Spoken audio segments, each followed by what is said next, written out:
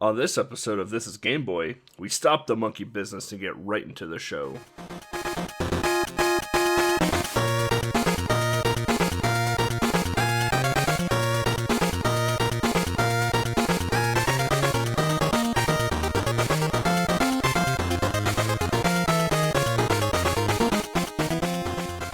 Alright, welcome back everyone to another episode of This is Game Boy, episode 42.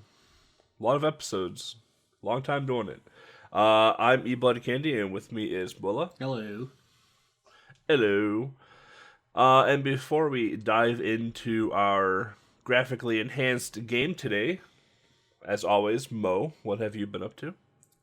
I haven't been up to much because, I mentioned in the light that is probably gonna come out a little bit later than we are recording this. All these recordings have been, pretty close to each other. So the only thing I've done is I've completed Aria of Sorrow, which means getting all the souls, beating it with, Soma, of course, the main character, and beating it with Julius, which is probably the easiest thing ever.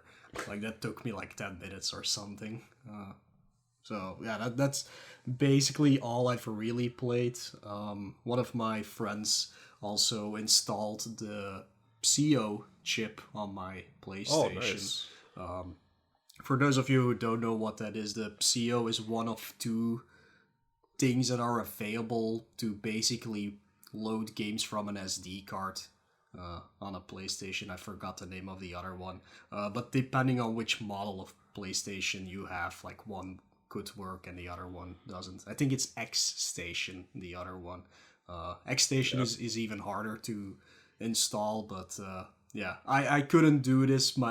I wanted to do this myself, but it was a little bit too tiny work to be comfortable. I only have experience with replacing batteries in cartridges, which isn't that much of an issue. But yeah, this soldering, that's how you say it in English, work, it seemed a little bit too much for me.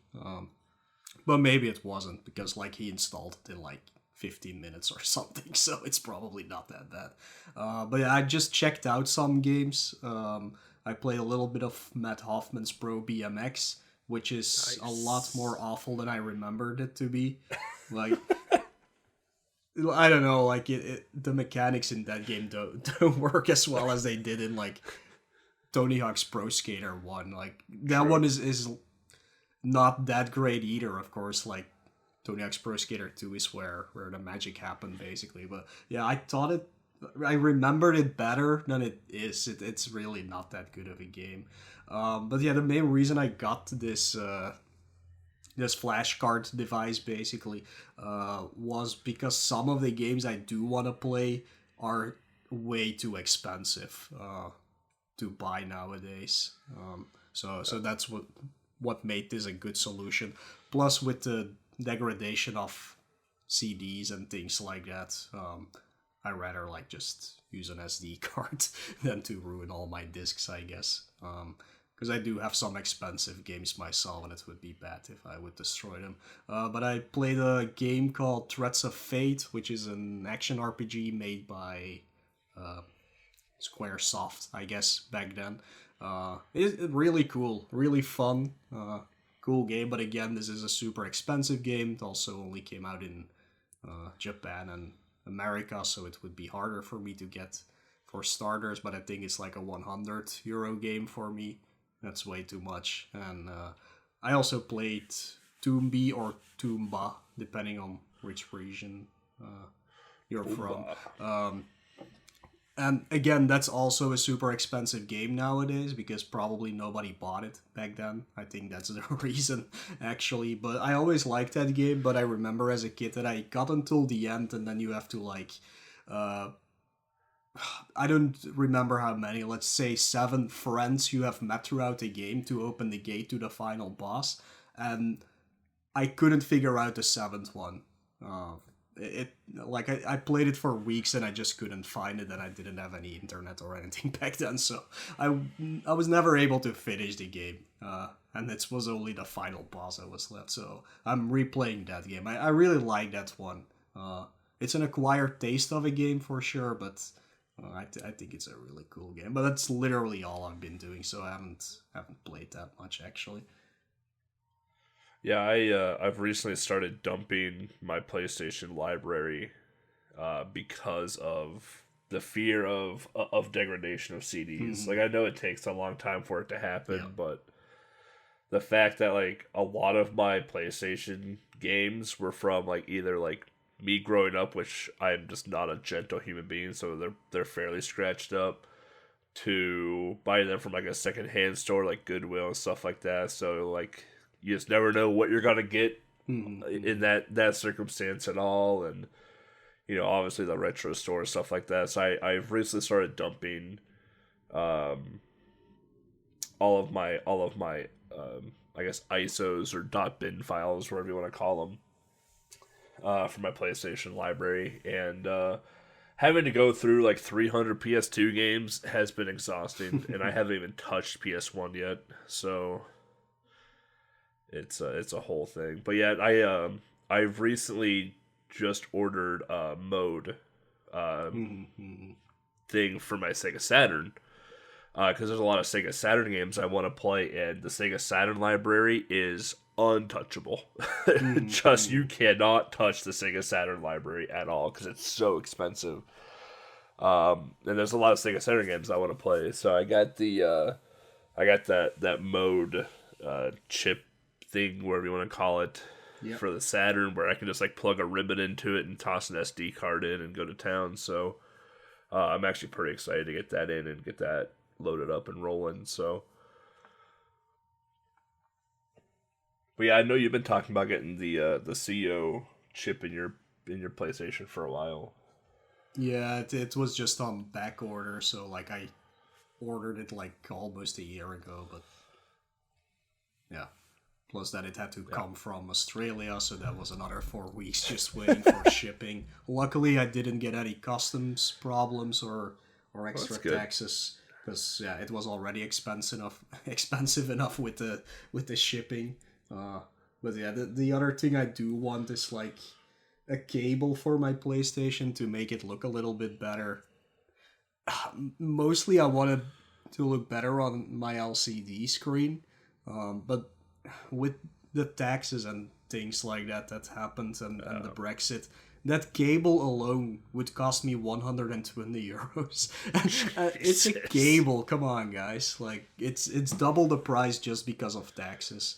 And the other cable would be, it's like a SCART out, which is fine for my CRT TV, and I must say these games look a lot better on a CRT screen than an LCD screen. Like it's unbelievable. But the problem is like it's so hard for me to get a good CRT, and I don't want to overuse it to like break it down.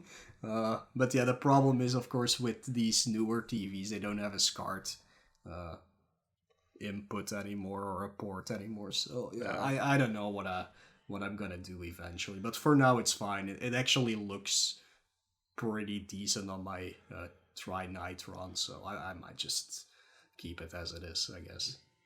There's probably like a SCART adapter to whatever your LCD is, like SCART to HDMI or something. Yeah, but like in that case, I would just rather get the quote-unquote HDMI conversion cable, but it's just the price that is holding me back for that one. Plus, you also not only need that, but you also need like a USB, what do you call it, power source for it, and another HDMI cable just to connect it to your TV. And I know I have those, but like it feels so cumbersome. I don't know. Maybe I'll get the SCART one just for reasons, I guess. I don't know. Yeah, I know. Like I bought 2 HD Retrovision cables, like the high def, like the high def component cables for the Super Nintendo and the Genesis 2, And like those were pretty expensive cables, but the amount that I play my Super Nintendo, like I've definitely got my money's worth out of that cable so far. The Genesis 2 one I have because I needed it for the Virtual Boy console that I have. Yeah. And I also bought the Sega Saturn adapter for it, so I can plug the Genesis cable into my Sega Saturn, so I can have basically HD graphics from the Sega Saturn as well too. And if I ever want to play the Genesis for some unknown goddamn reason, then I have a cable for the Genesis as well. So, Yeah.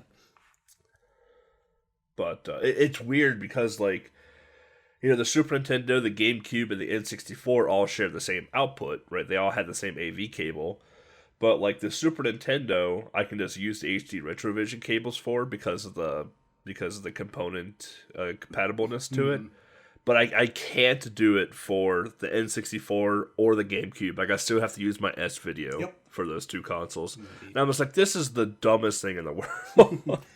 Yeah, it's a mess when it comes to cables. It really is. Yeah. Luckily, I'm from a PAL region, so all our cables were already like SCART is basically RGB. Yeah. So we got that going, but now the problem is like we don't have any way to connect it to our new TVs anymore. Oh yeah, it's a mess if you want to play retro games. Yeah, get like that OSSC thing or whatever it is. Or you can get that, which is also crazy expensive to get. I mean, like, are they now? I mean, for me, yeah, because again, the price Oh, doubles right, just yeah. to get them over here. So it's Forgot like about that. I don't have the money for it. Sorry. Like, I was just like, I was like, the last time I got OSSCs are like $100. But yeah, I suppose. and here it would be almost like 250 euros just to Yeah. get it here. So it's just for me not worth it because I wouldn't use it that much anyways. That's fair. Yeah, yeah. It was weird over here. Like America has so many different like options available. Like you had like the old school like forks that you could screw into the back of your TV for like the everything from like the 60s to like the 80s basically. And then in the start of the 80s you had those RF boxes that you screw into a coax cable in the back of your TV. And like every system had that. That was probably the most common used thing for consoles and VCRs when I grew up was those RF boxes. Yeah, same here. And then you had the composites, so you had the RCAs, the red, white, the red, white, yellow cables. And then when PlayStation came around, you had component, composite, and RF adapter boxes. And then when N64 was around, you had composite, component, and RF boxes. It's like, all right, like, can we get rid of the RF boxes already? But as soon as we got rid of the RF boxes, we couldn't play our consoles anymore because the old TVs that we played on didn't have RCA ports to play them. Yeah. So it was a disaster there from like the start of the N64 till like GameCube, Xbox era was when like people had to like upgrade their TVs to play video games too. Yeah, TVs back in those days, and still for a long time here, were required by law to have a SCART input or a port. Oh wow! Call it, so. My TV behind me, my quote unquote smart TV that's not even hooked up to the internet because I hardly ever use it, has component inputs in it. And I tried to plug the NES into it, and it was awful. I was like, all right, I'm going to stick with the FrameMeister. Yeah. Oh man, good times, dude. Retro game at its finest, right there. So yeah, I guess for me, I also played Aria of Sorrow as well too. I didn't 100% complete it. I got one of the bad endings because I just wanted to play the game. Yeah. Fun game though. It's my second GB Castlevania game that I played. The first one I ever played was, I believe, Circle of the Moon. Yeah. I think that was the one that I played a long time ago.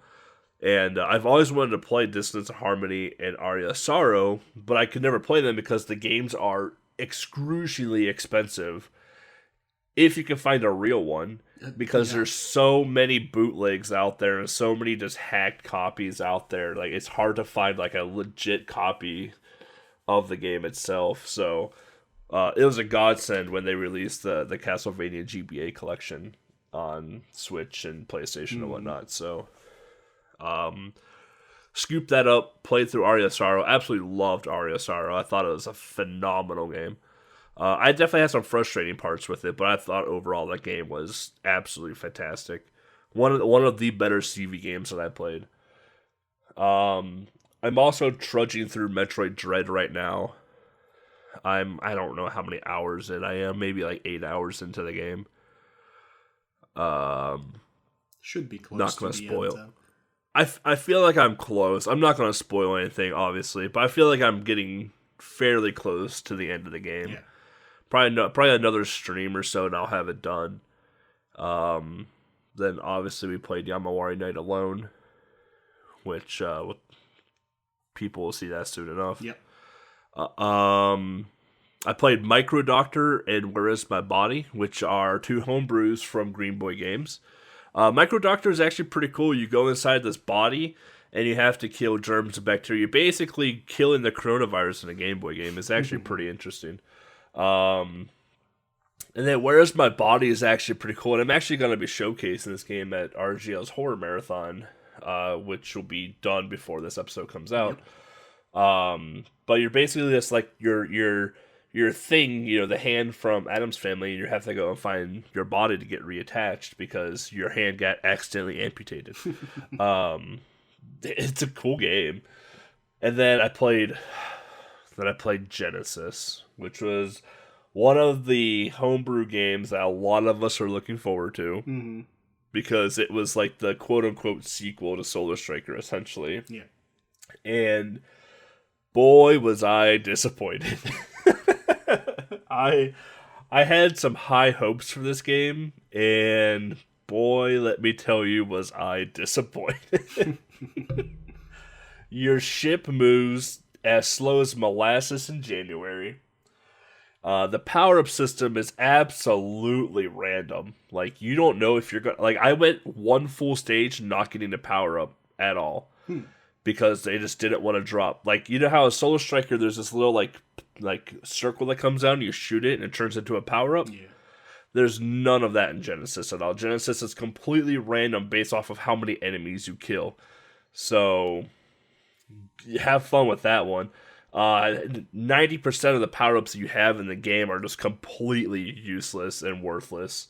You don't ever get into a bullet hell, which is nice. But the boss patterns, like the way bosses shoot, can be super sporadic. You have no idea when it's ever going to happen. So there's a chance you're just going to get shot. Your shield is pretty useless. I'd rather just have lives. And there are no continues in the game at all. So, like, once you die, you're done. Like, there's no extra lives. There's no extra continues. The game is 4 stages long. The first 3 stages are like 10 seconds long, and then like the 4th stage is like a minute long. Like, it doesn't make any sense at all. The sprite work looks phenomenal. The sprite work alone is really well done, but the background sprite, or like the background work, is awful. It's basically non-existent.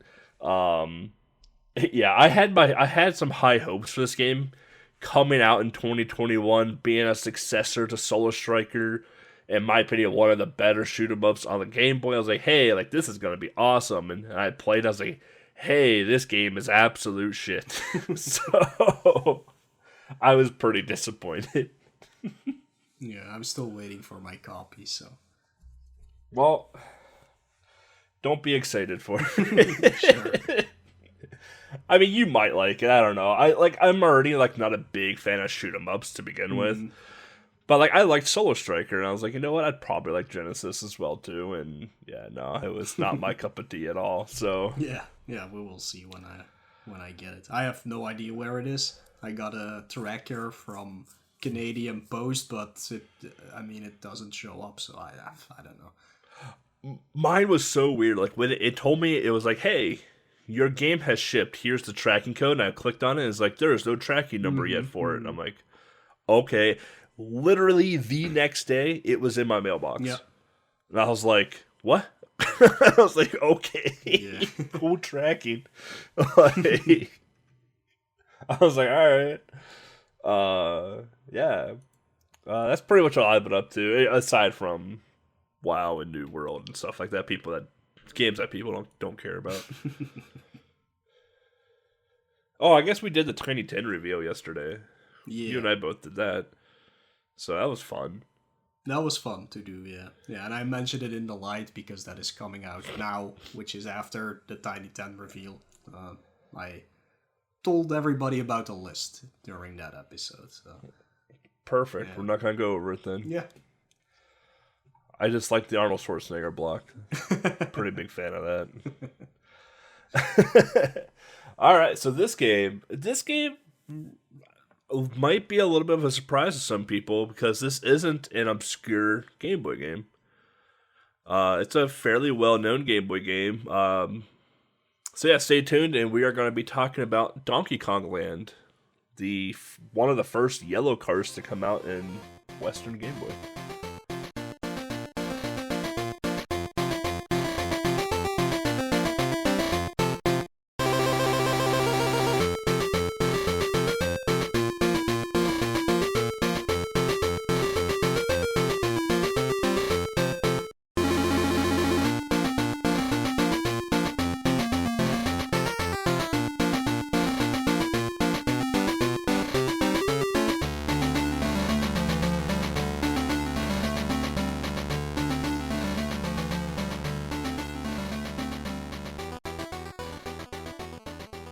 Alright, welcome back everybody. So yeah, like I mentioned earlier, we're going to be talking about Donkey Kong Land. Donkey Kong Land 1, obviously, not 2 or 3. And yeah, so some fun facts about this game. This game is actually not a direct port of the Super Nintendo version, but an actual sequel that takes place after Donkey Kong Country 1 and right before Donkey Kong Country 2. And it utilizes the same mechanics and some of the same enemies. But all the stages are unique variants of existing DKCU1 stages, and some of them have just brand new environments associated with them, like when you go into the city in the hot air balloon towards the end of the game, which we'll talk about in a bit. All bosses in the game, except for K. Rool, are also uniquely made for the game as well. Yeah. Yeah, a lot of people who haven't played this will probably think, oh, it's just a port, but it's not. Like the same with Donkey Kong Land 2 and 3, they're not ports. They're a unique game with just similar settings, basically. But yeah, this game basically... Wait, no, that's the 7th month is July, right? Yeah. So yes. in the US and in Europe, this game came out in 1995. Yeah, that makes sense, of course, because it's made by Rare, and Rare is a UK-based company. So, of course, maybe it even came out a little bit earlier in Europe, but we never know. But it also got a Japanese release under the name Super Donkey Kong GB.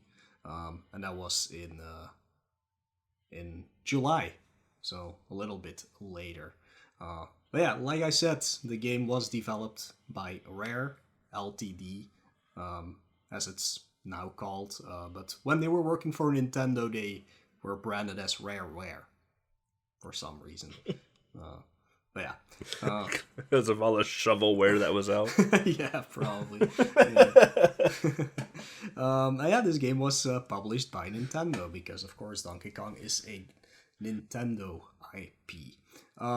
Composer, there are two actually for this game, starting with David Wise, of course, who made the soundtrack for Donkey Kong Country, and a lot of the songs from that game were reimagined for the Game Boy system, but also this was the first project at Rare for Graham Norgate, and he made, I believe he made all the tracks that are new for this game.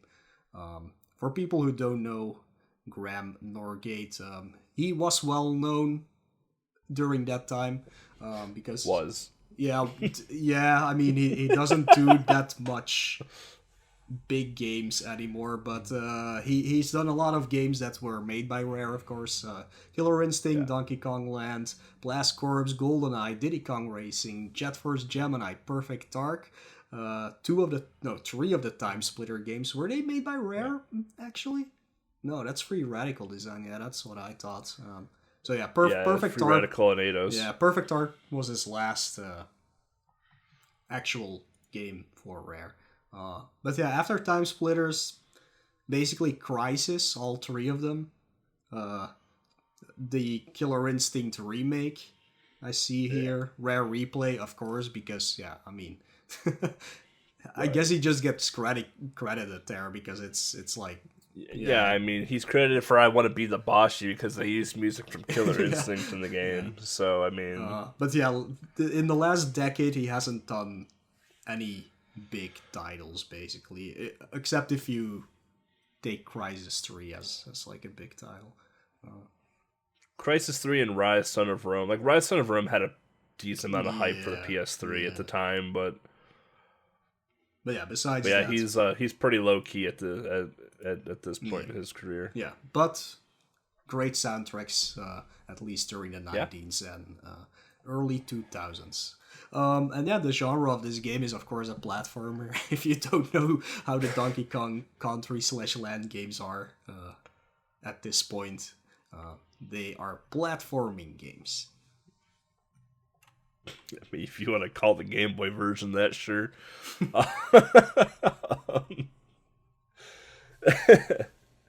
Oh boy. So yeah, platformer. The plot. So the plot of this game is something else. It's not really a plot. It's more of a hey, good job buying the Super Nintendo game. Back in my day, we only had 8 different colors we could choose from. But let's see here. We'll read through it.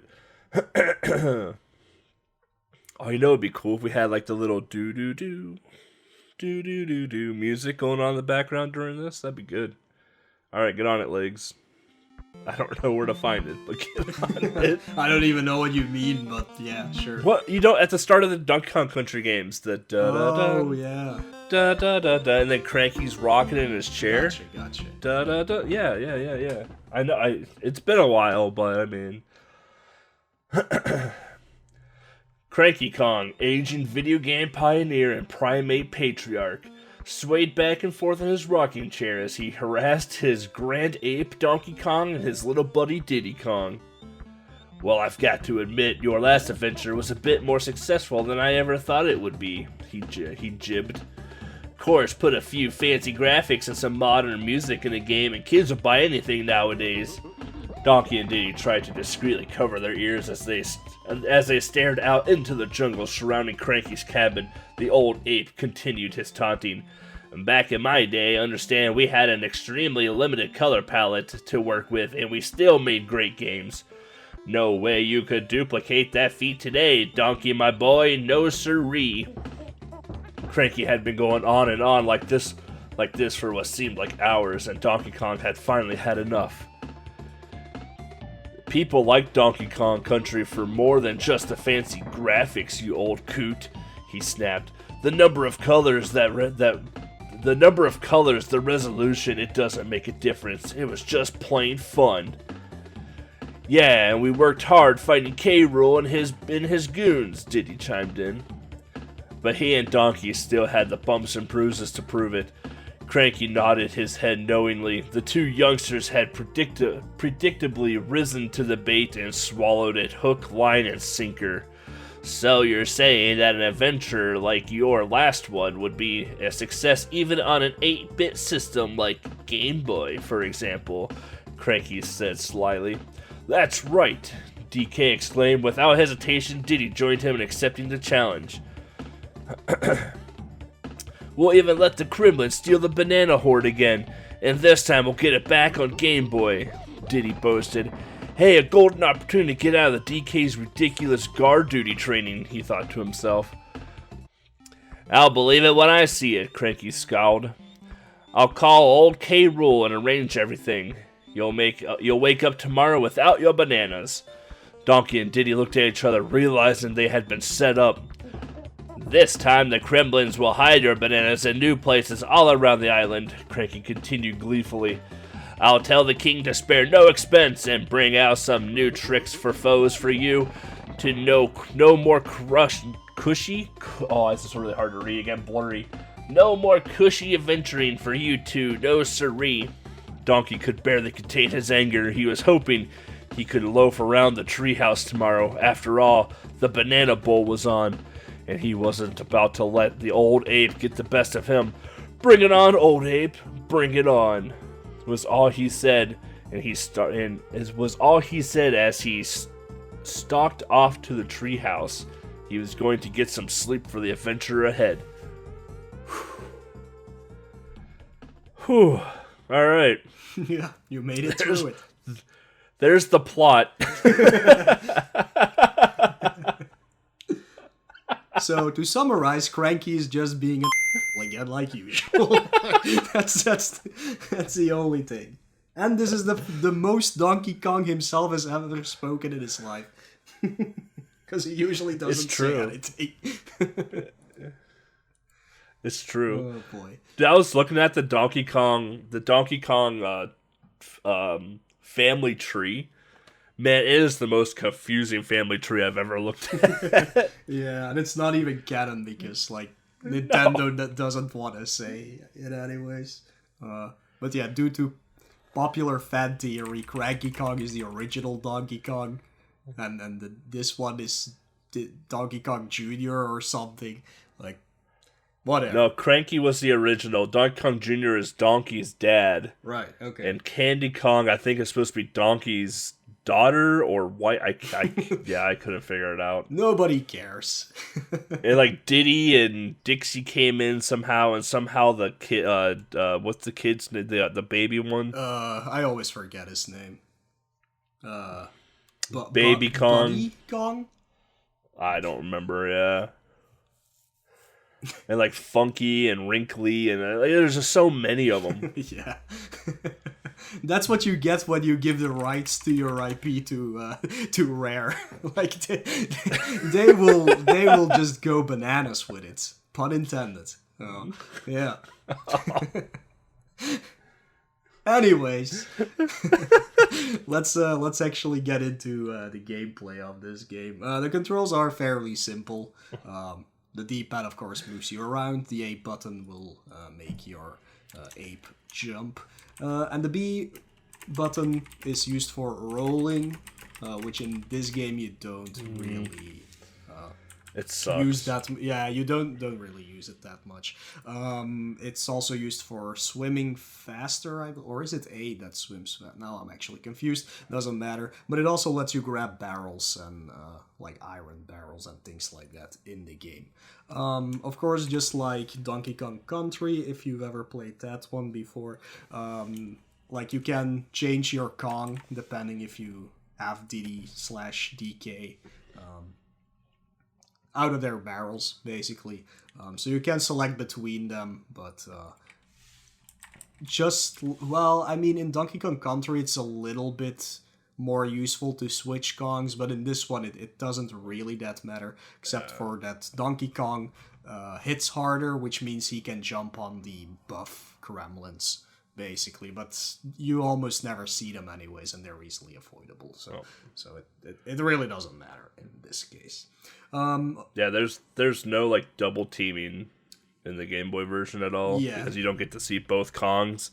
The one Kong is like this little coin in the bottom left hand corner of your screen. So when you get hit, you have to wait like 20 seconds for your Kong to be playable because it has to spin onto the screen. It's a thing. Yeah. Yeah. So yeah. Unlike the Super Nintendo version, they couldn't have two characters on the screen at all times, so that's how they solved that. Going into the items that you can collect during this game. Of course, there's your nanners. You have the normal single nanners and the bunch of nanners. I think bunches are 10 or 5 in this game. I don't know. And and the normal ones is I just don't a remember. single banana. You have, of course, the Kong letters that you can collect throughout the stages. So 1K, 1O, 1N, and 1G. I think in Donkey Kong Country you get those to get an extra life at the end of the stage if you collect all of them. But in this one it's a little different, where they want you to collect all 4 of these in a stage to be able to actually save the game. It sounds like an awful mechanic, and it kinda is. Definitely if you've played Donkey Kong Country. But the letters in this game, for most of the stages, they're actually way easier to find because they're literally in front of you. Like I said, not in all cases, but in most cases. So it kind of balances that out a little bit with not having like an actual place where you can save. But it was still a weird idea to do that. I'm not really sure why they did it that way. You also have the DK barrels, which of course give you an extra Kong or an extra hit. There's bonus barrels, just like in the other games, that take you to a bonus stage. These bonus stages could have one of the letters of the Kong letters, but not always. And there's also bonus stages where you just use one of the other items that's coming up next to get some extra lives. 1-ups are represented as balloons, just like in Donkey Kong Country, but you do not see them a lot in this game. I think I've seen them 4 times and that's it.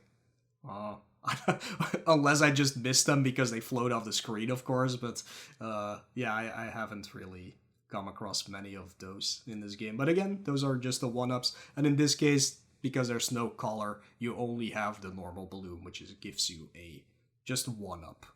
In the other games, there are different colors that give you more of them.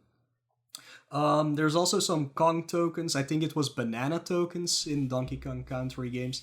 Here there are Kong tokens, and like I said, this is basically a currency that you can use in some of the bonus stages to easily get a lot of extra lives. The game also features some animal friends, only 2 actually. Yeah, 2. You got now I forgot the name. Espresso, the ostrich, and what's the rhino again? Rumble. No, I forgot. Rambi. Rumble? Rambi Rambi. the rhino. I knew it started with an R. Yeah. You don't see them very often. They're not as useful as they are in the other games. Well, in the Super Nintendo games, but they are there. And finally, you also have the checkpoints. These are not barrels in this case. They are some weird circle. But Donkey Kong Land has more than 1 checkpoint in most stages, unlike the country games where there's just a midway point. And giving you those extra checkpoints does come in handy for some of the stages. Yeah, I have a hunch as to why they did the Kong letters for saving, because Donkey Kong Land came out in June of 95. Donkey Kong Country 2 came out November of 95, and if you remember Donkey Kong Country 2 for the Super Nintendo, in order to save in Wrinkly's Cave, you had to have collected, I believe, the DK coin from a stage. If you didn't have a DK coin, you couldn't save the game. Nah, you need it to, or is that the first one? Well, the first one you can just go into. The first one you go into Candy save point, and you can just save. Right, in between. You didn't need stages, any currency. Yeah. You didn't need a currency to save DKC 1, but DKC 2, you needed a currency to save in Wrinkly's Cavern. I think it's 2 banana coins that you need in Donkey Kong Country 2, but they are like quite well hidden in that game. Yeah, so it's I harder know. to save basically. Yeah, but I have a hunch that like that's where that concept came from, since they came out very close with one another, and obviously they thankfully reverted that in DKC 3. But yeah, I have a hunch as to why the Kong letters and the save kind of go hand in hand. But yeah, the midway point in the ending, because it's not just a flag at the end anymore either. It's like this like interstellar, like interdimensional window that you jump into, and it flips and gives you a thumbs up for the halfway point. Yeah. And then at the end of it, like you jump through this like interdimensional portal, and it sucks you in, and that's how you complete the stage. Like there's no like jumping onto a platform to like break the balloon or like raising a flag or anything of that sort at all at the end of a stage. So Yeah. that's actually kind of interesting. So Yeah. Any case, just like in Donkey Kong Country, if you country, it's actually hard. It's actually hard to not completely mispronounce that thing. Like in DKC, you have to get the bonus barrels. Basically, you have to find the bonus barrels to complete a stage. The only way to see if you completed a stage is that an exclamation mark will appear above the stage in the overworld, basically. These bonus barrels are very, very easily seeable throughout the game. Like, I know in the Super Nintendo game, it's like a lot harder to find some of them, but here they're usually pretty easy to find. So it's harder, it's easier to complete this game 100%, but there's also no reason to do so because it literally gives you nothing extra. So it's more there to be there than it is to have an actual purpose in this game. yeah, like there are times like when you have to like break the pieces of the ground, like there's this like magical rope that just goes straight up. You just hop onto it and ride it to like a bonus screen. Like yeah, there's just a lot of things. Like it's really easy to get to like the quote unquote bonus areas of the game. They are nice because they do give you 1-ups, which you will need in the game. However, you need to be like snap fast to get the 1-up balloon because as soon as the screen is loaded, it's already like halfway off the screen. So, let's see where we are. Here we go. So worlds. So each world has 7 stages and a boss fight, with the exception of the first world, which has 9 stages and a boss fight. But you don't have to do all the stages, because the world has a split path to it, so you kind of just like choose your route type deal. Stage names are not shown in the game, but you can check them out in the manual. The first world we have is Gangplank Galleon Ahoy. Oh, wow, that's a mouthful. So we have Gangplank stages, we have snowy stages, and we have jungle stages. If you don't know what Gangplank stages are, it's the boat, it's the ship. Yeah. Pirates.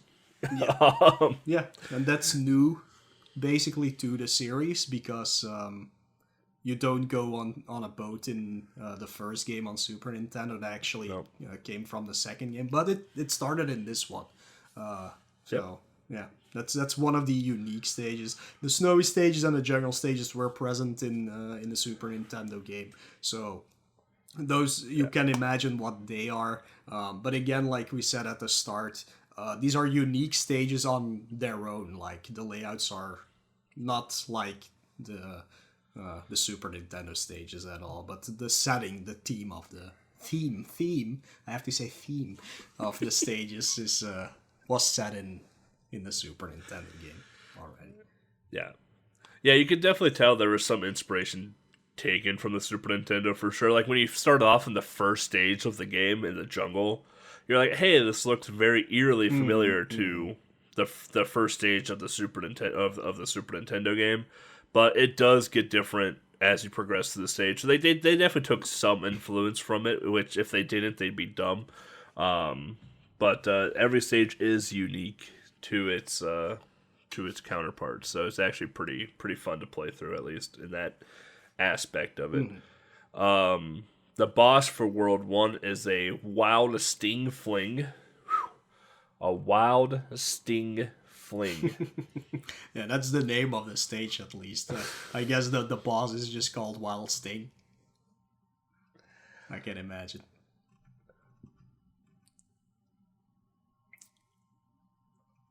I'm looking Is Wild Sting the bee? No.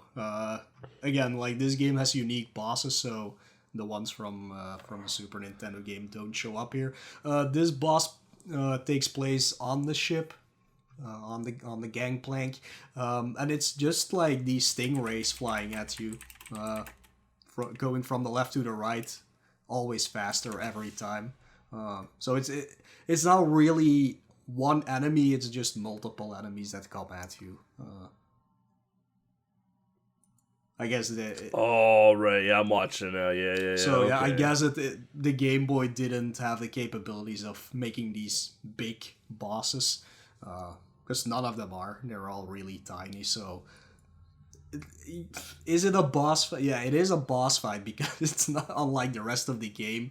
But it's not like the big bad enemy. It's just a small enemy that keeps appearing over and over again on Yeah. the screen. World 2, we're in Grimlantis, which is a nice play on the lost city of Atlantis. Underwater and temple stages. I mean, what would you expect with a world named Grimlantis? Yep. Pretty nothing to talk about here. Underwater, so you get to listen to the sweet, sweet underwater music Yep. that's in the game. Yeah, there's two variations of the underwater stages. Yep. One is just like the one you know from the Super Nintendo game with all the like kale and what's it called, coral around the level that you have to swim through. The other one takes place in like the sunken ruins of Kremlantis, where you have to go through a temple-like area. But they're basically the same, just in a little different setting. And the temple stages are completely original to this game, of course. Yep. And then the boss for this one is, well, the level is called Bed Showdown. Yep, where you're basically fighting a clam. That's literally what it is. Oh man, Seabed Showdown. What a good name for a stage. They always have fun stage names, yeah. So yeah, definitely if you want to see them, just look up the manual, which we have available on gbmanuals.com. We do. So you can look them up there. We're not gonna. Well, they're not that many. Maybe at the end, but yeah, they're always fun. And then World 3, we have Monkey Mountain and Chimpanzee Clouds. I didn't know that's how you spell chimpanzee. Monkey Mountain and Chimpanzee Clouds. This, in my opinion, is the worst world of the game. This world consists of caves, which, if you played DKC1, you know what caves are. Mountains, which, again, if you played DKC1, you know what mountains are. And the unique stages, the cloud stages. And the cave and mountain stages are pretty whatever, right? The cloud stages are horrendous, in my opinion. Yeah. Yeah. Cloud stages are basically exactly what they sound like. You're in the air, and you have cloud platforms and a lot of moving platforms where you have to dodge like the flying pigs and the bees and stuff like that. And if you fall, you're pretty much guaranteed to die. So, and mind you, jumping onto platforms in this game it's a 50-50 whether or not if you hit a corner of the platform. Let me rephrase: if you hit a corner of the platform, it's a 50-50 whether or not you're going to die or live, because you can like clip yourself into a corner, and depending on what the game wants to behave, depending on like the inputs you put in, it'll either just shoot you into the hole or it'll let you climb out. So have fun. Yeah, these are like the most unique stages in this game. They're also like they are short, Awful. except for the fact that you are on an auto scroller basically for half the time, which makes them a lot longer than they actually are.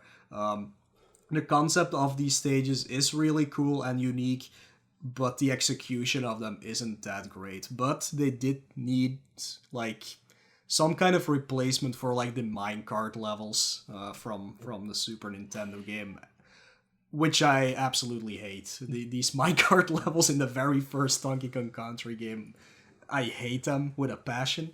And there was also the one with a moving platform where you had to grab the barrel to refuel it and things like that. So it's basically like a translation of those stages for a Game Boy platform.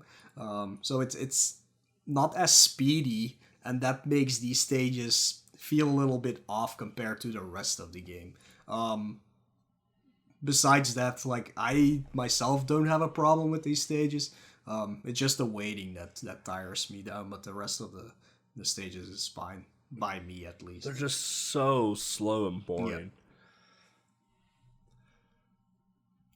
Yeah. And then the boss level of the stage is called Mad Molehole. Mad Moleholes. Yeah, and you can definitely kind of imagine what this boss would be like. It's a mole popping up from the ground and you have to hit him. That's literally what it is. That is literally all it is. Yep. And then moving on to stage 4, which is, in my opinion, is actually a pretty interesting world, even though I have thoughts about this game. It's called Big Ape City, and this is a completely unique world, a completely unique level layout as well, too. Big Ape City is basically you're set off in you're in a city full of skyscrapers. So your levels are going to consist of buildings and construction sites, but also a Zeppelin, because as you make your way through the city and climb your way up the buildings, you get to go onto a Zeppelin, which, in my opinion, like, these stages here are some of the tougher graphically ones to differentiate things from, because there's so much happening in the background and the foreground. We'll talk about that in a bit. But in terms of uniqueness and actually fun, like, I wouldn't have expected a Donkey Kong game to put me back into the city after playing Donkey Kong, the original Donkey Kong arcade game on Game Boy. Was it Donkey Kong 95 or whatever it is, 92, whatever. 94. Whatever, 90. Yeah, I don't play it. I don't know. I beat it. Don't want to touch it again. So, like, that game takes you through a city, as well, and all that, and with, like, I think it was Universal, or are they the ones that did King Kong? Yes. Yeah. So Universal already tried to sue Nintendo because of Donkey Kong already, because of the similarity to King Kong. So it was interesting to have a city world with Donkey Kong on the Game Boy after having that lawsuit and whatnot with Universal Pictures. So yeah, they lost it, so Nintendo could do whatever they want, basically. Yeah. But it's just interesting that all panned out like that. Yeah. Yeah, there's one of these Zeppelin stages also has a very unique mechanic to it, which I'm not gonna spoil, but it's something you wouldn't expect when it starts, and I think it's a really cool concept that they use there. But you'll have to see it for yourself. They only use it once in this entire game, and it's really cool. Yeah. And then the boss is K. Rool's Kingdom, or, well, K. Rool. Mm-hmm. And I will warn you now, turn your volume down on this, because for some reason, K. Rool's stomping is so loud compared to everything else. I don't know if you remember K. Rool stomping at all. But K. Rool stomping overtook even the music in the background. I just played this game and I don't remember that even. So, really? Yeah. Oh my god, it's so loud. Yeah, maybe I wasn't paying attention enough or something, but yeah, for me it sounded fine. I don't know. But it's the K. Rool fight. Yeah, a little bit easier, of course, than the Super Nintendo counterpart, but it's similar for sure. And then, whoops. Yeah, that's basically the game. So if you just play the stages you have to play, it's like, what's 7 times 4? I can do math, right? 28 stages. Yep. Otherwise, 30 stages if you do all of them. And 4 boss fights. Yeah. So it's a pretty compact game. But I don't think, like, I think Donkey Kong Country also only has like 32 stages or something. It's pretty short. Yeah, so it's not that many. And then these stages are all relatively... only half the size of the SNES counterparts, to be honest. So you could get through it quite fast, for sure. Maybe not the first time you're playing this game, but subsequent playthroughs for sure. But yeah, that's excuse me. That about wraps up like the general overview of this game. But there are a few things like we have to discuss when it comes to this game. Like our opinions on this game are very different, for sure. But these are just general things that look, those issues are there, so I can't ignore them either.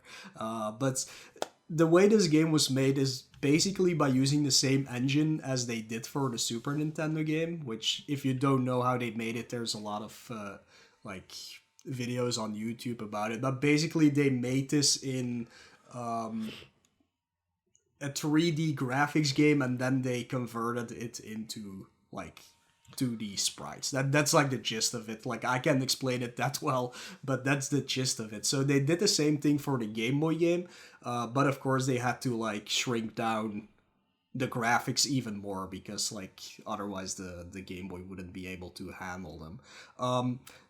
The thing is though, like, the sprites are kinda the same size if you would compare the screens, but it also means that the camera for this game is like way too zoomed in, which makes it a little bit harder than it should be, because you just can't see things that are in front of you.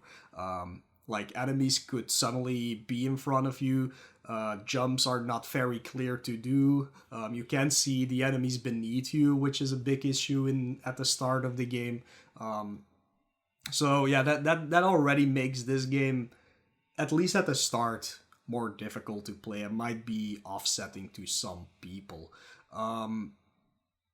Like, it's also a bit rough to look at if you would be playing this on an actual Game Boy screen. They did tone down the backgrounds for this game, making like elements stand out a little bit more from the foreground.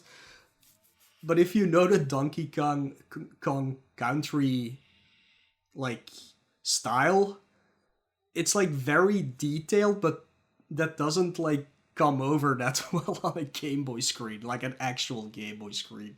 Luckily, this is a Super Game Boy Enhanced game. I'm playing it on a Super Game Boy. It makes it way better. Like, I just played it on Super Game Boy on a CRT TV. And yeah, everything is clear there, at least. But on an actual Game Boy screen, I remember it being pretty rough to play it, for sure. Yeah, well, a fun fact about Donkey Kong Country is that it was actually being developed for the N64 engine, because even though it came out early in the SNES era, right? Like, Nintendo wasn't dumb. They already had their plans for like the next 20 years. So they're actually like planning to do some like N64 building with Donkey Kong Country. So that kind of like comes with like how like all this like post-graphic processing kind of came to be, because they're just like, hey, you know what, like, this would be a good Super Nintendo game, let's do it. And sure enough, like, Donkey Kong Country is hailed as in my opinion, one of the best games on Super Nintendo. But when it comes to the Game Boy screen and converting it over to the Game Boy, I do applaud them for trying to keep, you know, the graphics that we saw on the Super Nintendo to the Game Boy, but there is a reason that they stamped it with Super Game Boy Enhanced, though. They very much wanted you to play this on the Super Game Boy 1 or 2, whatever one that you had. because like what Mo said, like playing it on an actual Game Boy screen is brutal because everything blends in so much because it's just green on slightly darker green. It's really hard to play on a Game Boy screen. Another issue with it is that like what Mo said as well, like the sprites are slightly too big, and as you progress through the stage, since the screen is so small and the sprites are a tad bit too big, you have almost a zero reaction time when an enemy enters the screen because it'll show up right in front of your face. And even if you do have the reaction time, the hitboxes in this game are all over the place. One enemy you can just jump on their head, kill them, no problem. The next enemy you jump on their head and you could have been like a pixel off, and you lose your Kong. And we talked about like the roll or the cartwheel, whichever Kong that you're playing as. In the Super Nintendo version, when you press the roll or the cartwheel, if you tapped it, they did a short roll or a short cartwheel. But if you held it, they prolonged it. If the animation was prolonged. In this game, there really isn't a prolonged cartwheel or roll. Like you kind of have to tap it quite a bit to keep it going. And even if you fall out of rhythm of tapping, you don't cartwheel at all, and then you just die. So, another issue of this game is when you lose your Kong. So when you lose your Kong, you have to not only wait for that Kong to leave the screen, you also have to wait for the other Kong to come into the screen. And it's not just a simple like oof, and then you get to play as the Kong, like a 2-second time waste on the Super Nintendo. It's a whole animation of here comes the Kong. They come in, they hit the solid ground, and they spin for a bit, and then they have iframes for a while, and then you can take control of the Kong and start running forward. So there's a little bit of that happening, and there is some vertical screen scrolling issues. When you get hit by an enemy in midair, it's kind of just a mess, honestly, when you get hit in the game. Yeah. I'll try and explain the vertical screen scrolling in this case. Like, this game does not have a lot of vertical based stages, like, for example, in Donkey Kong Country 2, where there's a lot of these gangplank levels where you just go up the masts and things like that. There is one of them in these, and there's also the building ones, but they are like spread out. Like you go all the way right, then all the way left, then all the way right. So it's not really that much of an issue.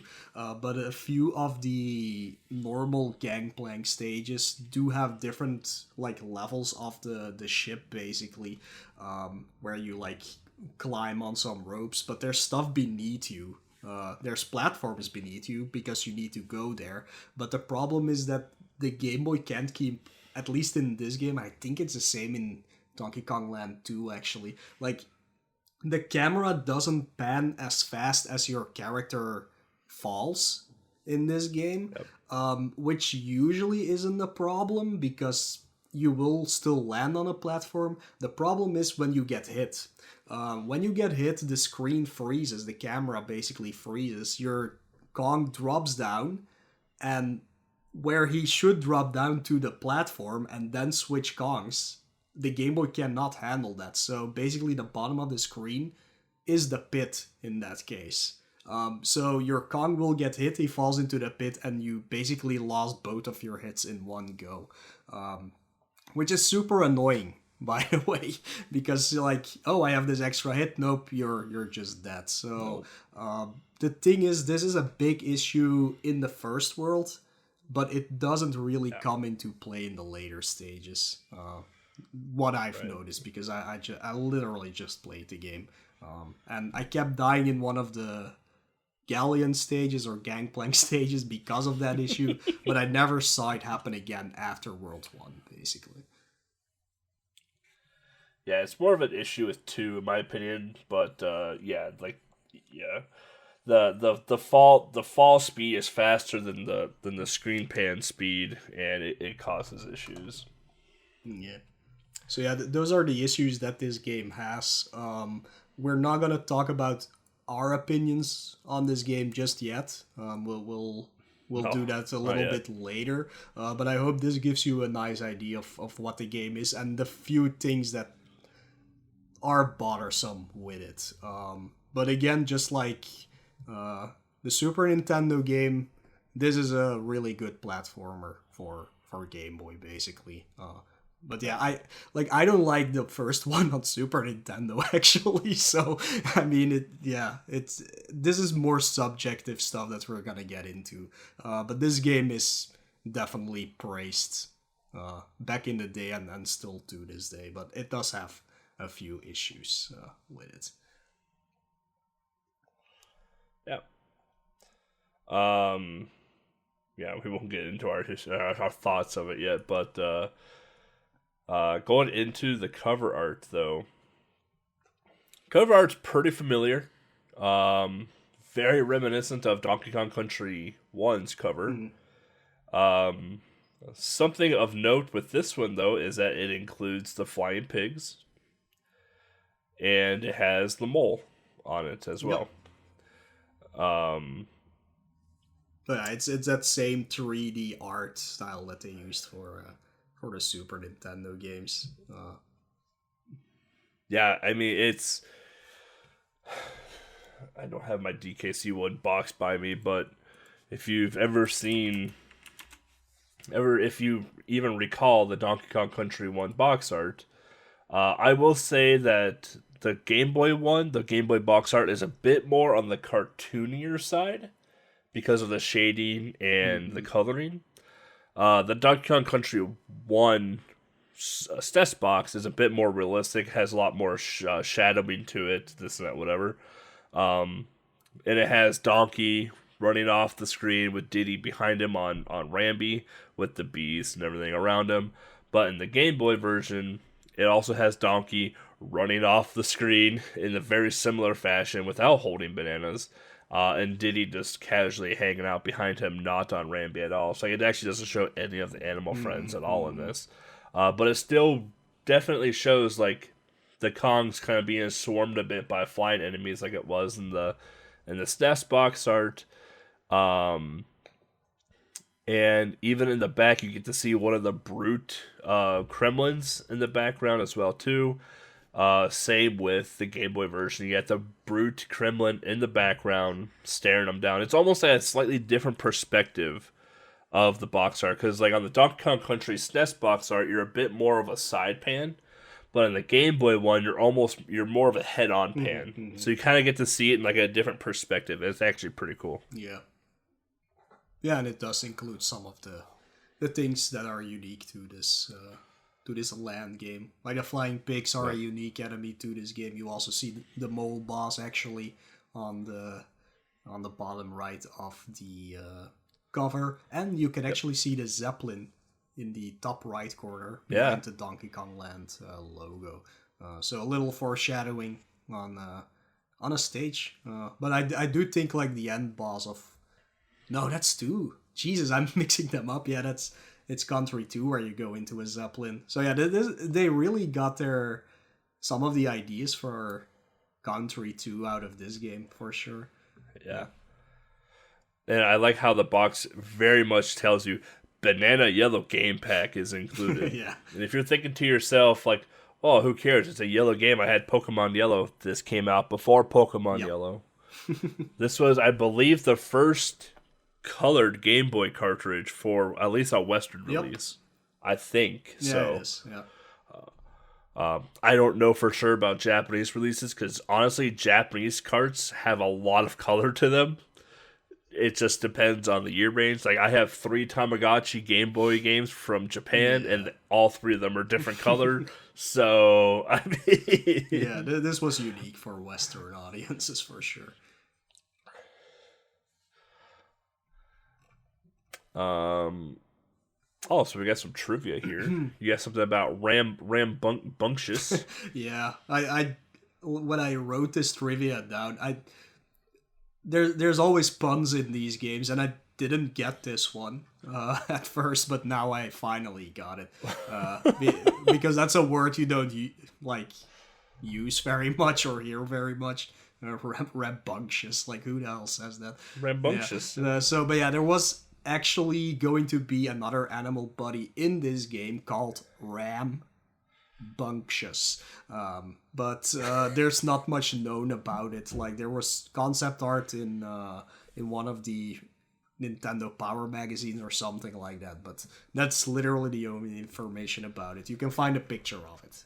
That's literally it. I actually have a bunch of Donkey Kong trivia. I just didn't put in the notes. Well, yeah, like general one, I guess. Yeah. Like, for instance, like we've already mentioned, Universal Pictures tried to sue Nintendo over Donkey Kong's likeness to King Kong. Donkey Kong Country was supposed to be a boxing game. If you didn't know that. That's why Donkey Kong in later games actually has boxing elements to it. Let's see here. I guess that's why he's in Punch-Out for Wii as the secret boss. Yeah. Donkey Kong Country, like I said, was initially intended for the N64 or the Ultra 64, as it was dubbed originally. Let's see here. Donkey Kong Jr. was initially supposed to be in Donkey Kong Country, but Donkey Kong Jr. was supposed to be Diddy Kong, but then Rare made Diddy Kong look cool, and they had to change his name. Yeah.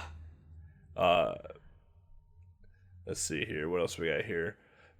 Donkey Kong Country's success led to the creation of Yoshi's Island. Yeah.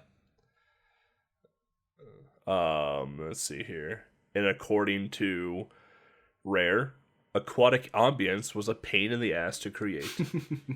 So that favorite song we all love from Donkey Kong Country was a pain in the ass to make.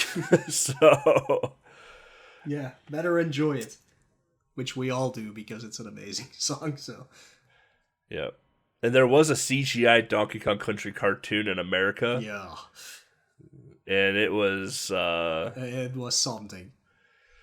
Japan loved it. Of course they did. But it did not do well, and it did not do well in the West. Oh, it's so bad. That's all the trivia I have. It's just overarching this Donkey Kong trivia as a whole. Nothing pertaining to the game itself. Yeah.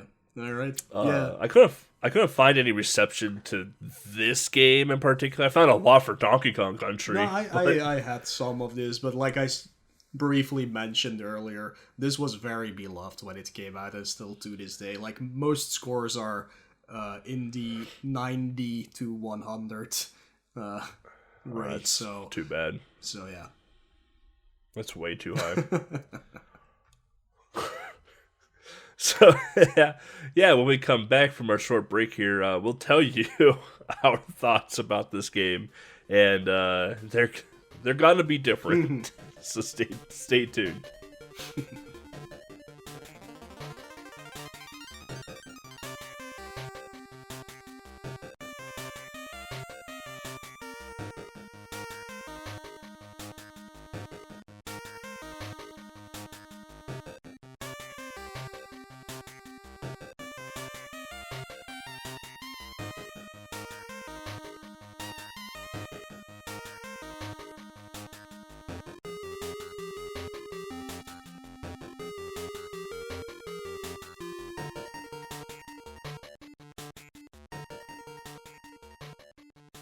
Welcome back, everybody. So, thoughts and history of the game. I'll start with you, Mo. Yeah.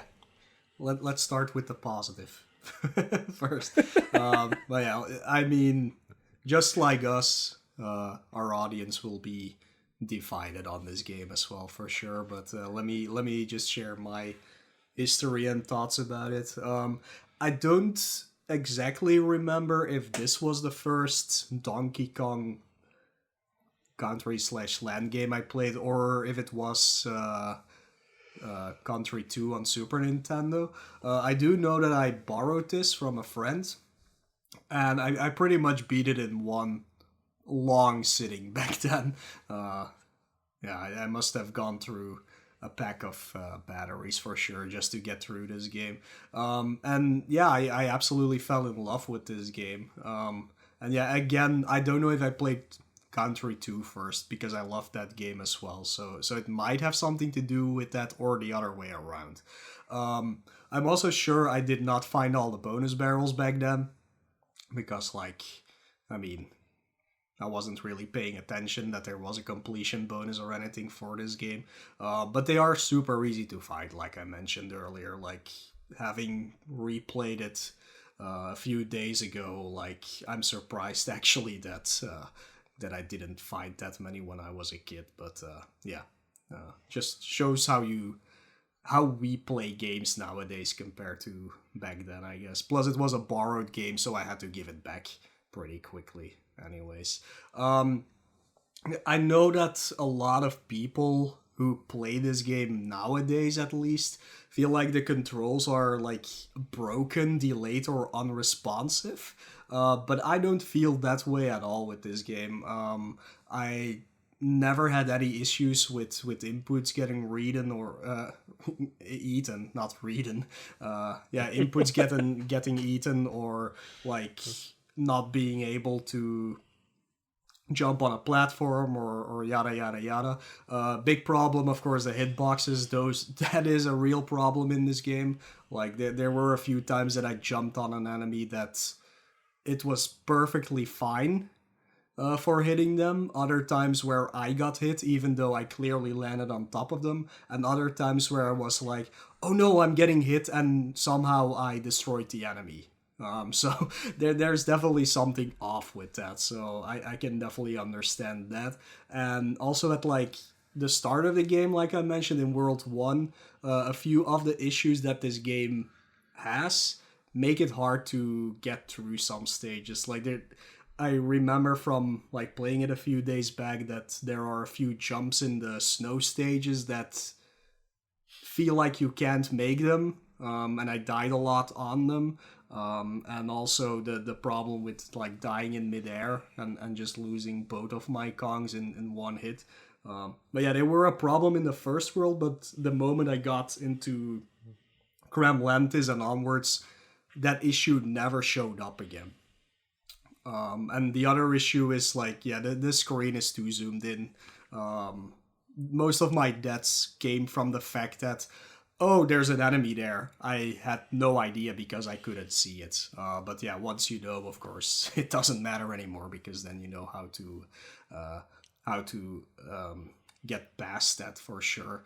But yeah, I do think that a lot of people who will pick this game up now and play that first world are gonna get very frustrated because of those issues, because it feels very unfair.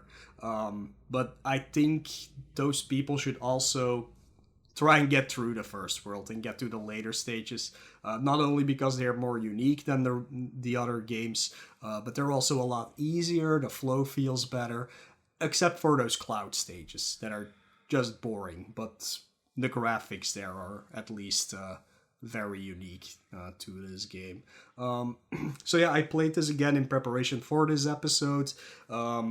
I checked my document for when I played it for Portable Pleasure a few years back, and then it almost took me 3.5 hours to beat it. 100% though.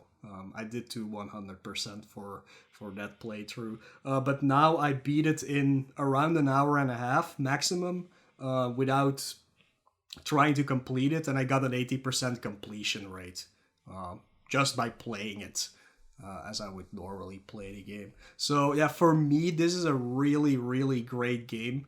I loved it as a kid. I still love it to this day. But yes, the second one and the third one, just like for me at least on the Super Nintendo versions, are definitely the better games.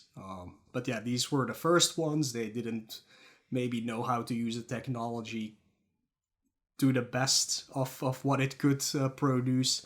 So I can easily see past the flaws that this game has. And yeah, I just absolutely enjoy playing this game. I would love to pick it back up right now again. Yeah, those are my thoughts about Donkey Kong Land for Game Boy.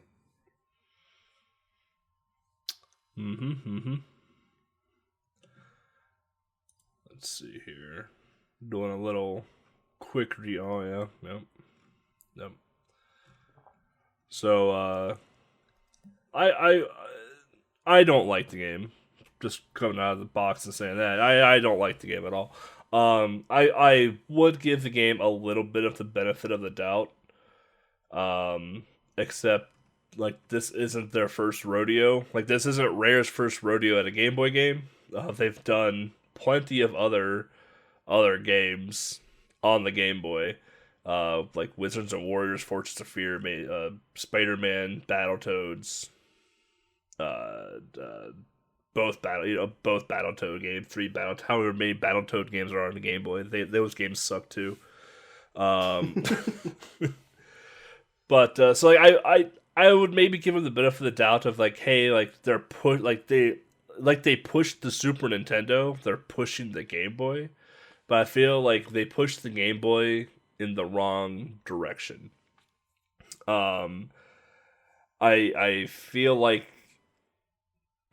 graphically, I thought what they were doing graphically was interesting and actually something that could have been cool on the Game Boy. The problem with it is that it blends and makes everything so murky. Like there is no depth to the game at all, which is where Donkey Kong Country really strived, was that there was depth to the game. Like there was that parallax element in the background, like there was depth to the game. Like there was a foreground and a background to it.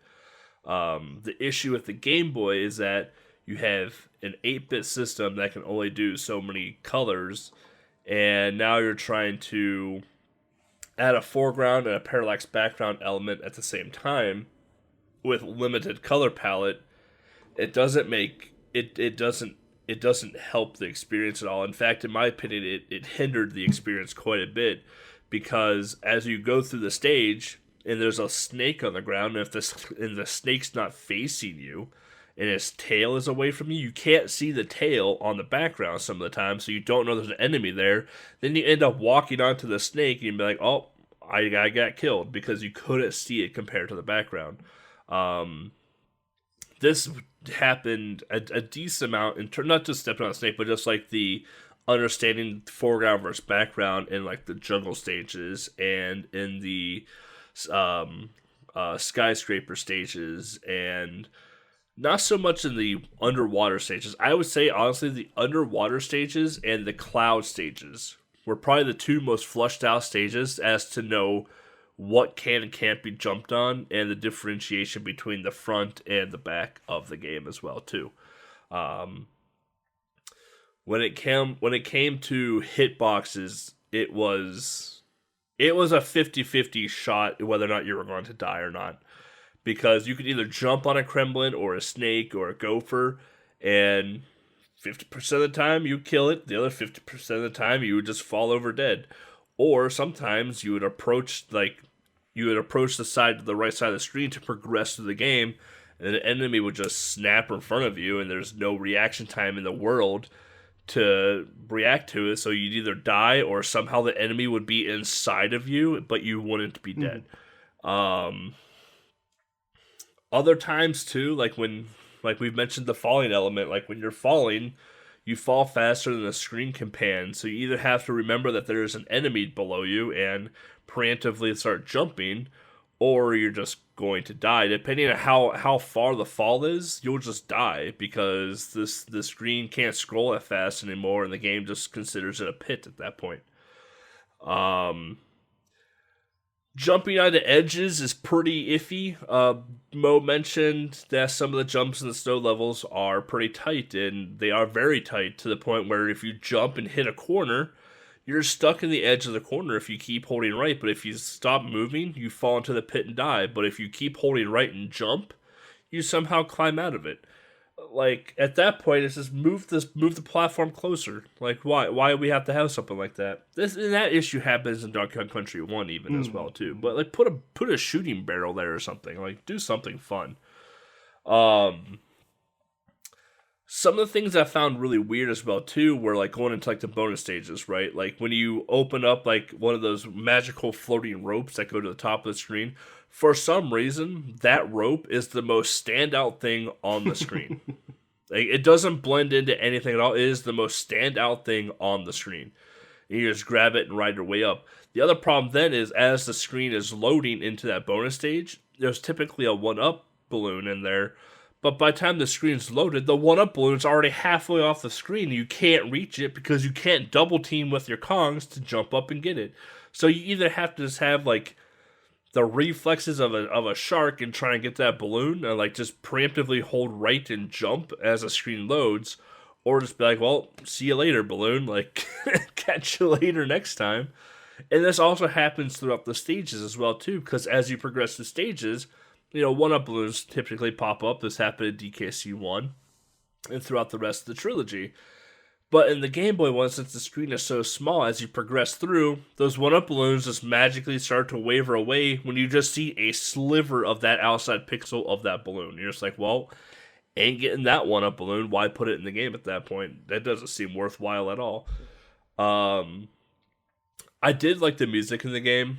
The music was a little at times, but overall, I thought the music was pretty well done. Obviously, we have someone like David Wise in the mix. Like, you kind of expect it to be pretty top notch. However, I did find the sound effects to be a little cartoony and a little off balance when it came to audio levels. Like we mentioned earlier, like Mo thought the stomping from K. Rool was fine. In my opinion, I thought the stomping from K. Rool just overtook everything in the game. So that just might be a sleight of ear thing as well too. Having to collect the Kong letters to save your game. Holy hell. Like, I get the Kong letters aren't terrible to get. Like, for the most part, they're pretty easy to get throughout a stage. But when you're, like, in the later stages and you have like those stressful, like, platform moments where it's like you roll, but you're like, oh god, I almost hit an enemy, and you accidentally, like, start, like, knee jerking your controls around, and you're like, oh, and then, like, you somehow save yourself, but then you, like, accidentally press, like, the left button and fall off the platform and die. And then you're like, oh, I didn't collect Kong for, like, the last, like, 6 stages. And you game overed, well, you get to play those 6 stages again. It's like, just give me Candy's Cavern or Wrigley's Campsite and just let me just save the game. Like, don't add the extra stress of me trying to figure out where I am in this level, on top of collecting these Kong letters, on top of trying to figure out where the enemies are that will just magically pop up in front of me. I also, like, when it comes to DKC 2, I also don't like spending currency to save in DKC 2. I think it's a stupid idea. So, and I hate it in Resident Evil when you need the ink for the typewriter. I hate any type of currency to save in a video game, period. I think it's dumb. Other than that, though, just play Donkey Kong Land 3. Like, it's the better of the 3. It has 2 different endings. Like, just play DKO 3. It's just an overall better game. That's all I got. I have almost nothing positive to say about this game. Great. Yeah, that's the exact reason I wanted to do this in the first place, because our opinions on this game are so different, and it's it's weird. Like, when we opened up the the channel in like in our Discord, so that people could, like, ask questions and things like that. Like, immediately it was like, I hate this game. I love this game. So I knew this was gonna happen because, like, yeah, people do have some opinions about this game. It's really... It took so much discipline to not let my anger and angst of the game leak out during our talk about the gameplay section. Yeah. I will say it has some cool ideas. I will give the game, it has some cool ideas. And it definitely has a nice segue into DKC 2, because this is the game that falls between the 2 games, right? You have the Gangplank stages, and you have the Zeppelin. Like, there is a cool segue into it, and there is some cool uniqueness to the game. Like, as much as I hate the Cloud stages, those are pretty unique to a Donkey Kong game. Like, it's kind of fun. I just don't like the game. Well, it happens. Like, I don't know. Yeah, it was like when I played DKL 2, I was like, oh, okay, like, this is okay. It was better than 1, but it was okay. But when I played DKL 3, I was like, yes. Like, DKL 3 nailed it. But I also, Donkey Kong Country 3 is my favorite of the trilogy. So, you know, and like 2 is my second favorite, and 1 is my least favorite. So, and the Game Boy games happen to fall in that order as well, too. So it could be just because, like, I like and played the country games before the Game Boy games. I just have a fondness of the country games. I can correlate them to the land games as well, too. So it may be because of that. Maybe that's why I like Donkey Kong Land 3 more than 2. I don't know. Yeah,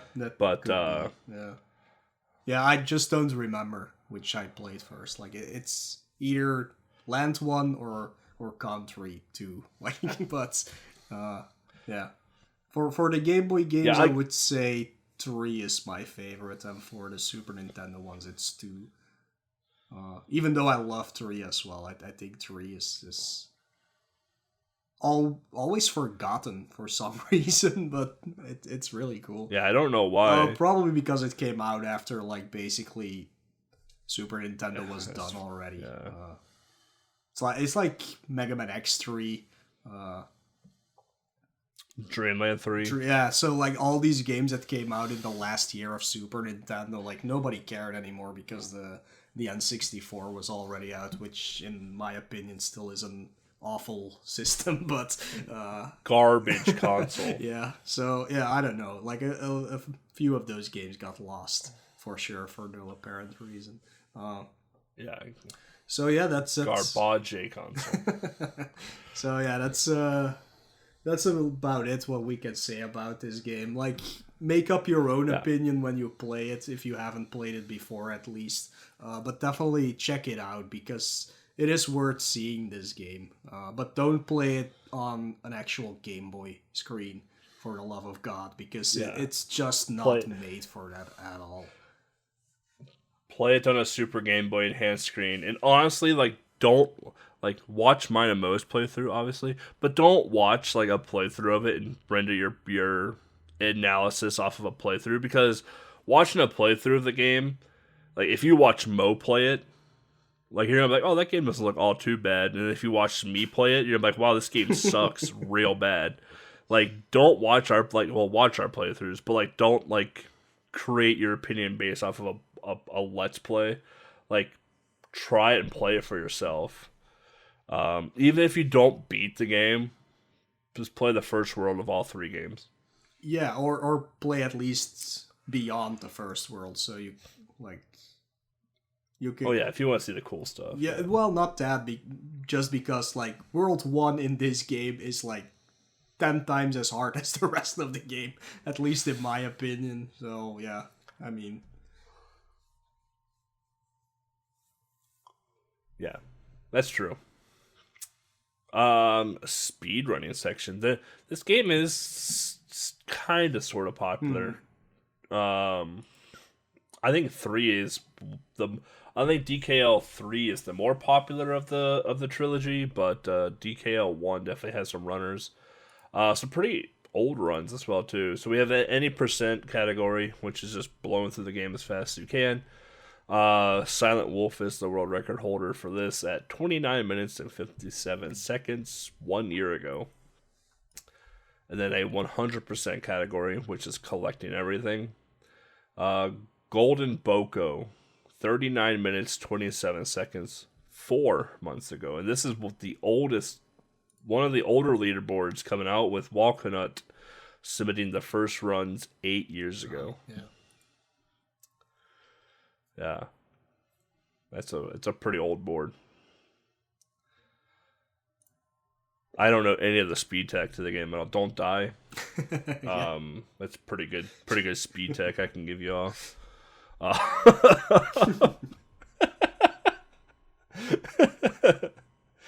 But I mean, I don't really watch speedruns that much anymore. So we're not a speedrun podcast. Go watch Sunday Sequence Break when they come back or something. I don't know. Yeah, we're going to take another quick short break. When we come back, we have some community events coming up that is related to Game Boy. We'll take a look at the Discord to see if we have anything to yell at, and of course our fantastic, awesome outros, so stay tuned.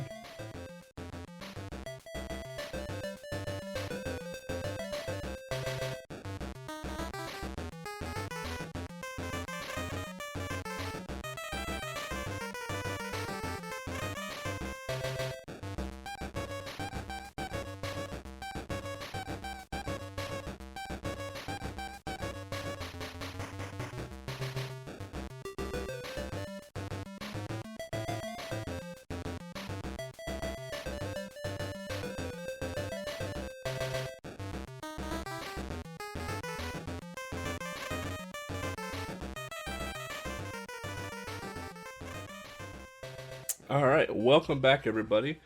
Community events related to the Game Boy.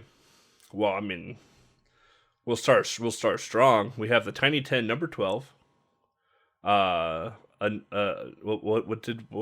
did you name it? A Night at the Movies? Yeah. Yeah. Tiny 10 number 12, A Night at the Movies. So a movie themed Tiny 10. November 20th at 1 o'clock p.m. Eastern on Retro Gaming Live TV. We have Power Up with Pride Winter Edition starting December 3rd through December 5th. The schedule for this is available. Game Goyles Episode 2 will happen November 19th through the 21st. Submissions for this is closed. Awesome Games Done Quick, or AGDQ 2022, is happening January 9th through January 16th. Game list will be available basically as this episode is released. So we get to find out if Shaq Fu Game Boy makes it into the big stage or not. Because that's all I submitted.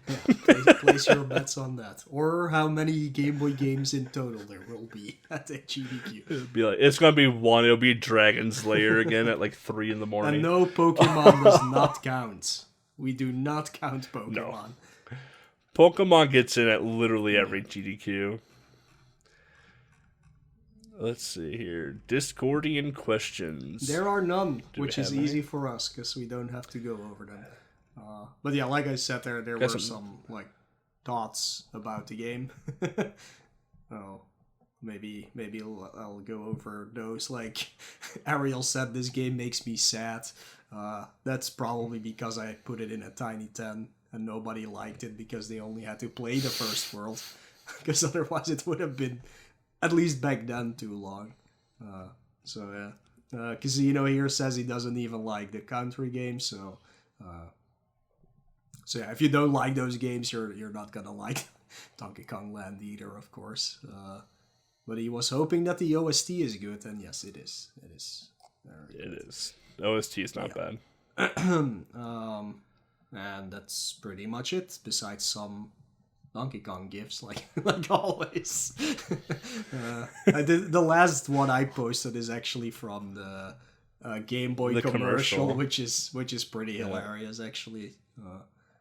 You can look that up on YouTube if you want to. The fact he's getting crushed by a giant Game Boy is pretty comical. And it probably has better animation than the actual cartoon, so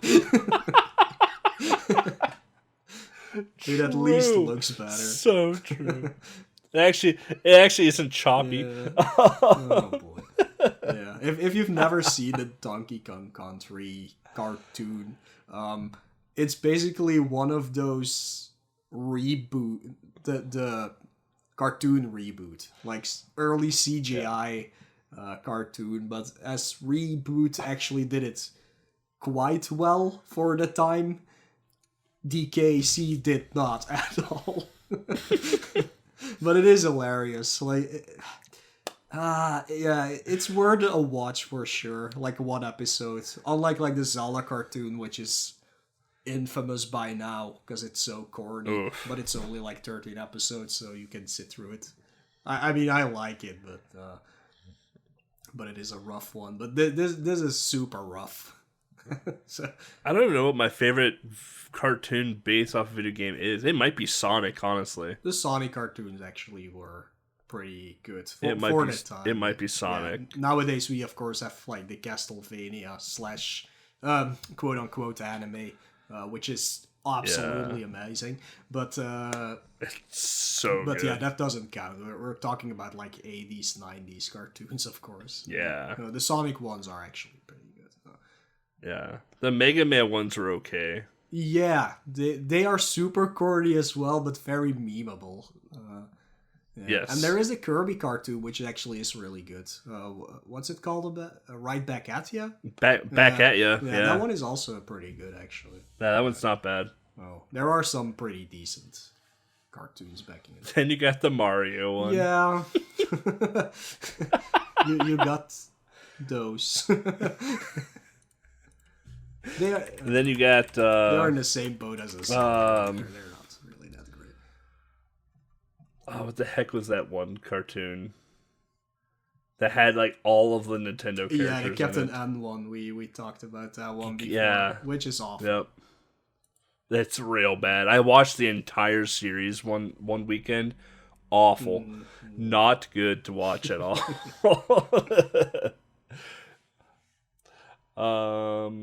So yeah, outro. Gotta stretch for this one. So yeah, if you have any thoughts or suggestions about the podcast, we would love to hear it. Whether you want to leave a review, DM us, chat with us during streams, toss it into Discord, whatever it is. We love to hear back from you. We're always looking to make the podcast better for all of our listeners and to make it as entertaining and enjoyable as possible.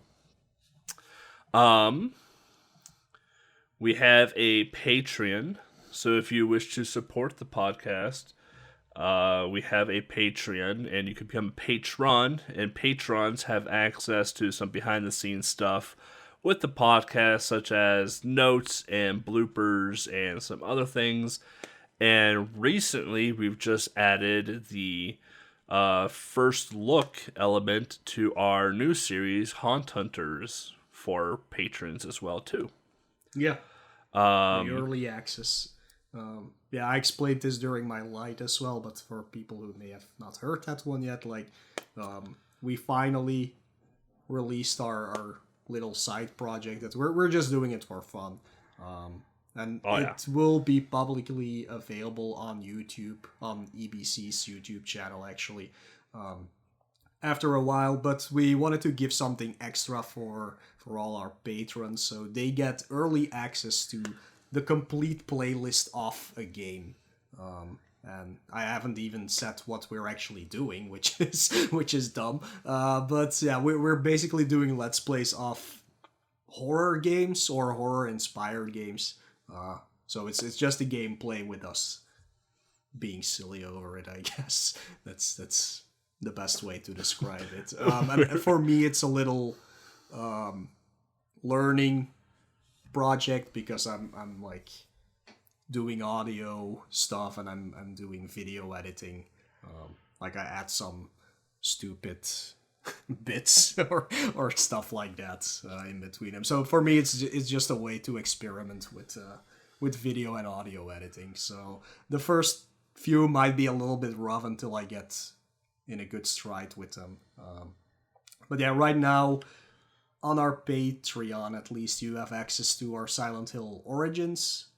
When this when this episode they'll have Yamawari. when this episode comes out, you'll have access to Yamawari, and publicly available at this moment are our first series, God's Basement, and the second one, Silent Hill Origins. But yeah, patrons will have it depends. We're not putting like an actual schedule on it or something. It's just something we do when we have the time. And the availability for early access is at least 2 weeks. So yeah, Yeah, just to give some insight on it, like Yamawari is like a 5-hour game, and it took Mo and I a month to beat it Well, yeah, for because recording. we were Yeah. because we were busy. Yeah, for recording because like we were just busy. Like this is probably the busiest month you and I have Yeah, had. it's crazy. Like hands down, this is the busiest month that we've had for various things. So like it's just tough because like even with the podcast, like we have to like plan a little bit in advance because Mo being in Belgium and me being in America, like there's a 7-hour time difference, so we have to plan accordingly for that. And like try and do a podcast recording, and then it's like, hey, do you want to do like a Let's Play recording tomorrow? Well, maybe, we'll see type deal. Or like, hey, we gotta do this Let's Play recording next weekend or stuff like that. So we have to do a lot of planning out in advance as well too. So that's why we're not gonna put like a strict schedule on Haunt Hunters at all. It's like what Mo said, it's more of a hobby thing than anything, and we just wanted to give an early peek to those that are a patron to us as another way of thanking you for your support.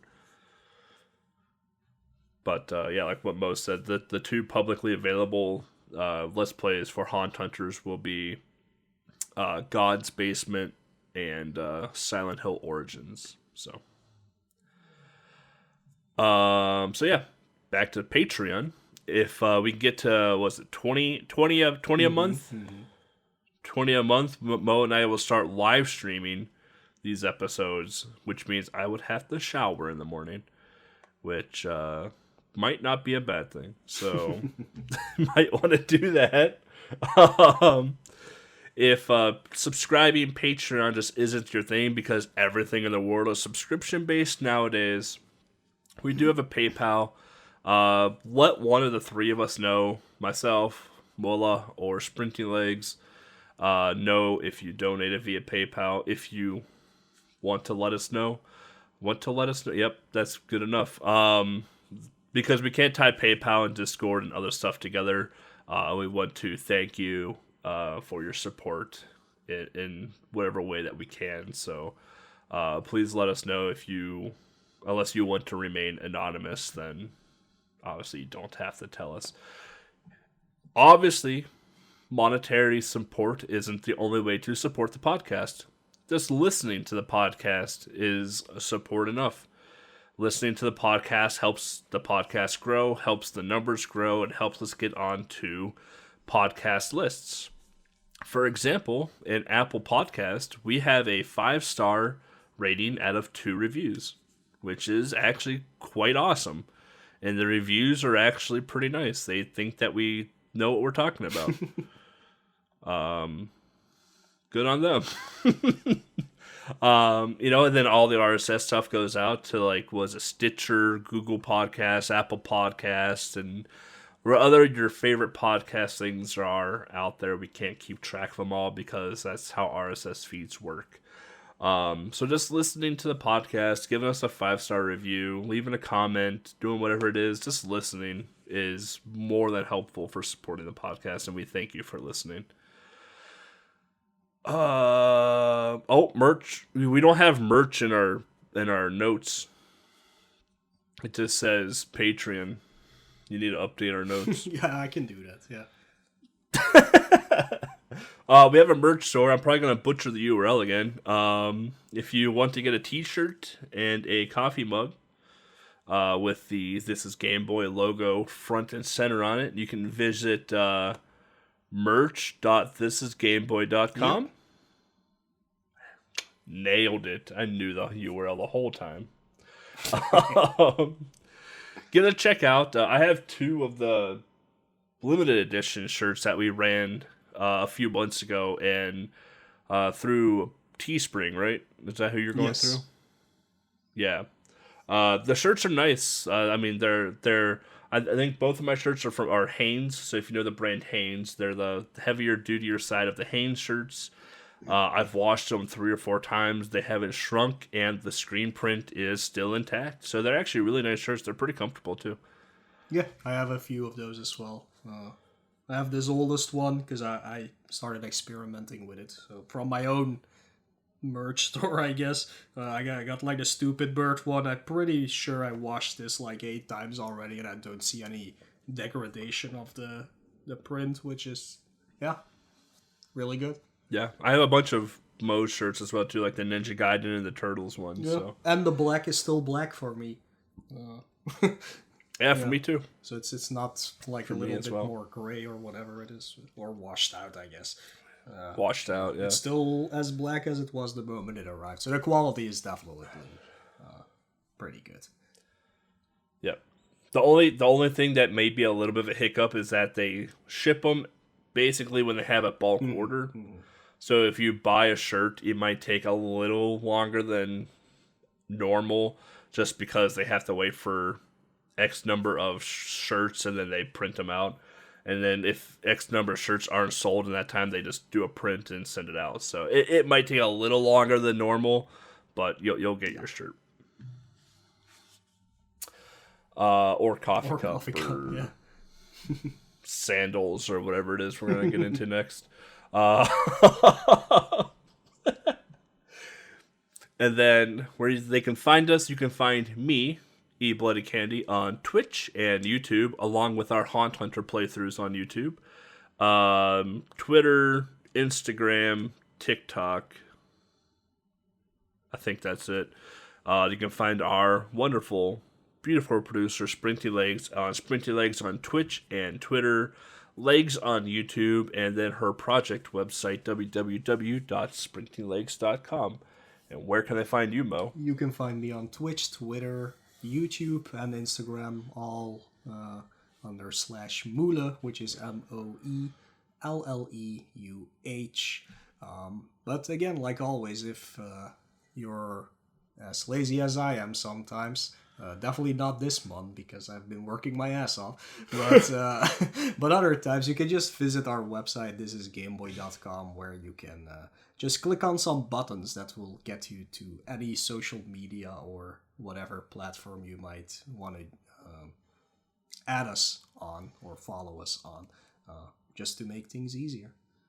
True story. And there you can find links to the podcast. I believe the widget for our latest podcast is working. I don't know. It works sometimes it doesn't. It's just a weird API thing. It's a caching problem on the website, and I still haven't figured it out what it is, and even the host doesn't know what's going on, so I don't know either. But, solid.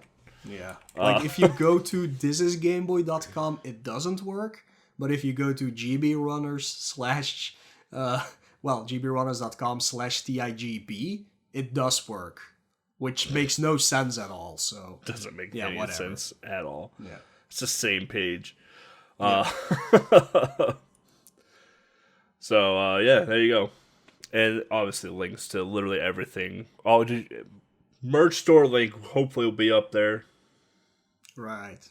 Yep. That's another thing. See, I still have work. I've been meaning to do that for like 3 months now, and I still haven't. This is because I keep forgetting, though, not because I have so much work. I like the right. Okay. Yep. Maybe I'll finally get around to it before this episode comes out. I hope so.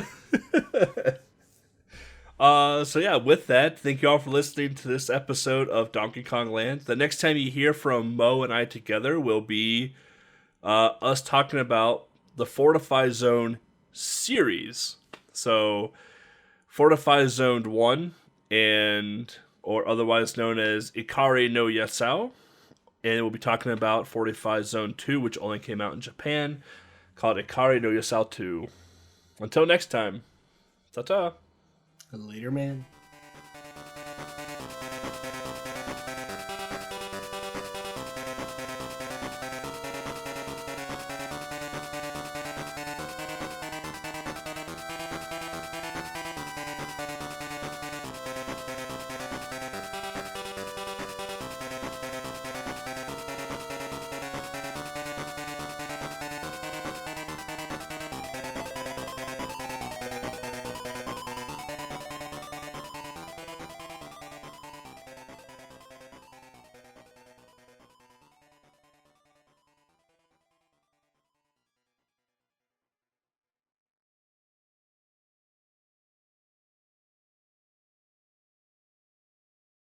Yeah. Put in some fireworks legs. And screaming children as well. So yeah, for for the next episode,